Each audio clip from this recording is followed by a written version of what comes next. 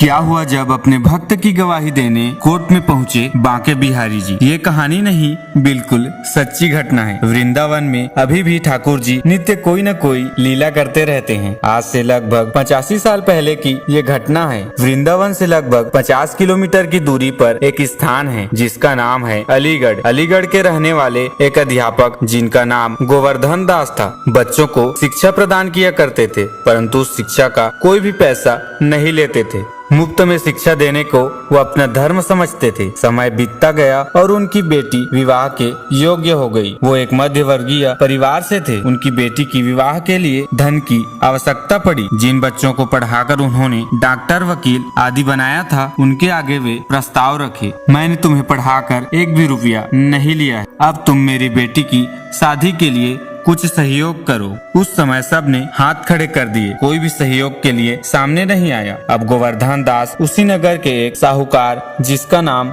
लक्ष्मी चंद्र था, उसके पास पहुँचे और उन्होंने उससे कहा, सेठ मुझे अपनी बेटी की विवाह के लिए कुछ पैसे दे दीजिए, मैं कुछ दिन में उसे आपको चुका दूंगा। लक्ष्मी चंद्र ने गोवर्धन दास को बेटी के विवाह के लिए पैसे दे दिए। उस पैसे से उन्होंने अपनी बेटी का विवाह खूब धूमधाम से किया और बेटी को विदा किया। उनके यहाँ का ये विधान था, बेटी के विवाह के बाद गंगा स्नान करके आना है। बेटी की विदाई के बाद उन्होंने अपनी पत्नी से कहा, चलो हम गंगा स्नान के लिए जाना चाहिए।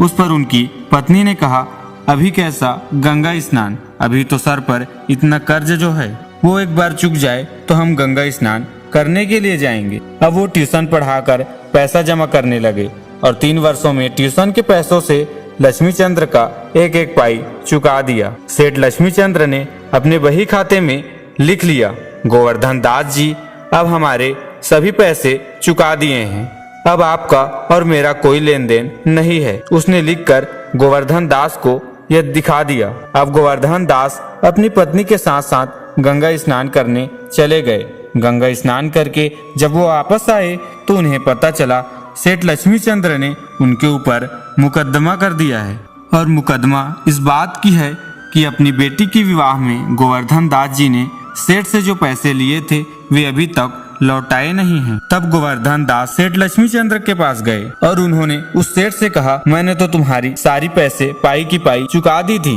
और तूने उस फाइल में भी लिख लिया था। तब सेठ ने दूसरी फाइल दिखाई और गोवर्धन दास से कहा, तुमने मुझे कोई भी पैसा नहीं दिया है, तुम मेरे पैसे को जल्दी लौटा दो। ये सुनकर गोवर्धन दास बहुत ही आश्चर्यचकित हो गया। सोचने लगा, अब क्या करूं? ये मुकदमा जब कोर्ट में पहुंचा तो सेठ लक्ष्मी चंद्र कहने लगे, इन्होंने मेरे एक भी पैसे नहीं चुकाए हैं। गोवर्धन दास जी कहने लगे, मैंने इनका एक एक पैसा चुका दिया है। जज साहब कहने लगे, जिस समय तुमने इनका पैसा चुकाया उस समय कोई गवाह वहाँ पर मौजूद था क्या जो यह कह सके कि तुमने एक एक पाई चुकाई है? गोवर्धन दास जी हमेशा सबको यही शिक्षा देते थे, चाहे कोई देखे या ना देखे, हमेशा ईश्वर हमें देख रहा है। तो उन्हें ये ख्याल आया, चाहे कोई मेरी गवाही दे या ना दे, बांके बिहारी जी जिनको मैं बहुत मानता हूँ, उन्होंने ये जरूर देखा होगा। और उन्होंने यह कह दिया, जज साहब और किसी की बात मैं क्या करूँ, मेरे बांके बिहारी ये सब जरूर देखा होगा, मैंने इनकी एक एक पाई चुका दी है।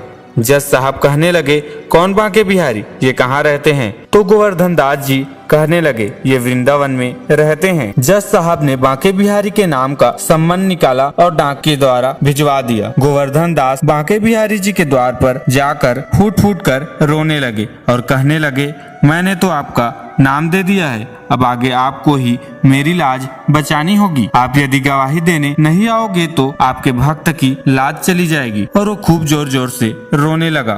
कुछ दिन बीत गए। डाकिया जब जज का सम्मन लेकर आया तो ठाकुर जी ने स्वयं छोटे बालक का रूप धारण कर लिया और उस सम्मन को भी ले लिया। जिस तारीख पर उन्हें कोर्ट में जाना था वे सभी कोर्ट में पहुँचे। सेठ तो ये जानता था गोवर्धन दास किस बांके बिहारी जी की बात कर रहे हैं, लेकिन वहाँ बैठे हुए लोगों को लग रहा था कि ये कोई व्यक्ति का नाम ही बांके बिहारी है। जज साहब आवाज देने लगे, बांके बिहारी जी हाजिर हो जाइए। तो कोई भी हाजिर नहीं हुआ। समय निकल गया और जैसे ही जज ने अपना कलम उठाया, उसी समय एक वृद्ध भेष बनकर श्री बांके बिहारी जी कोर्ट में पहुंच गए और कहा, मैं हूँ बांके बिहारी। कटघरे में खड़े हुए ठाकुर जी ने कहा, मैंने अपने आँखों से देखा है गोवर्धन दास जी ने इस सेठ को एक एक पाई चुकाई है। आप भी उस बात को देख सकते हैं। जहाँ यह सेठ लक्ष्मी चंद्र बैठता है, उसके पीछे जो अलमारी है, उसमें जो पीले रंग की बही खाता है, उसमें स्पष्ट रूप से लिखा है, गोवर्धन दास जी ने अपनी पुत्री के विवाह में मेरे से पैसे लिए थे, वो एक एक पाई मुझे चुका दिए हैं। जज साहब ने कुछ सिपाही को लक्ष्मी चंद्र के दुकान पर भेजा और उस पीले रंग के बही खाते को लेकर आने का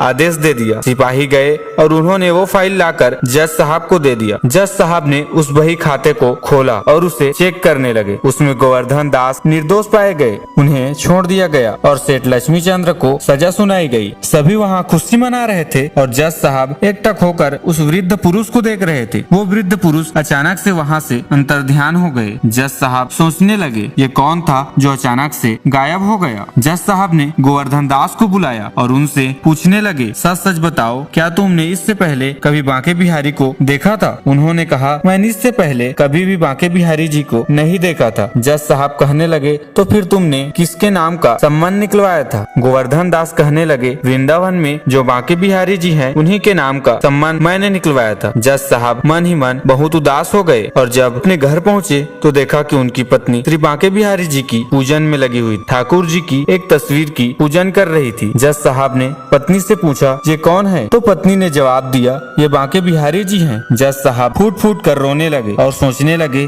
जिनका पूजन मेरी पत्नी करती है, वो बांके बिहारी जी आज मेरे सामने खड़े थे। जब घर वालों ने उनके रोने की वजह पूछी तो उन्होंने अपनी पत्नी को एक एक बात बताई जो उनके साथ आज घटित हुई। उन्होंने अपनी पत्नी से कहा, जिन्हें तू पूछ रही है वो आज मेरे सामने खड़े थे, वो एक भक्त की गवाही देने मेरे कोर्ट में आए थे। पत्नी ने उनसे पूछा, क्या तुम इसलिए रो रहे हो कि वो तुम्हारे सामने आए और चले गए? उन्होंने कहा, नहीं, मैं इसलिए नहीं रो रहा, वो मेरे सामने आए और चले गए। मैं तो इसलिए रो रहा हूँ, वो साक्षात मेरे जीवन का उद्धार करने के लिए मेरे सामने आए थे और मैं मूर्ख जज बनकर कुर्सी पर ही बैठा रह गया और वो मेरे सामने कटघरे पर खड़े होकर मुझे समझा रहे थे। आज जब उन्होंने इतनी कृपा मुझ पर की, वो मेरे कटघरे में आकर खड़े हुए। जाना तो मुझे उनके कटघरे में चाहिए था, तो आज से ही मैं इस कार्य को छोड़ता हूँ। उसने उसी समय उस पद से इस्तीफा दे दिया और वृंदावन आकर बांके बिहारी जी के कटघरे में जाकर खड़े हो गए और बिहारी जी से कहा, अब आप न्याय करो, मैं दोषी हूँ या नहीं हूँ। वृंदावन में आज भी उस बाबा का नाम जज बाबा है और उसी नाम से प्रचलित है।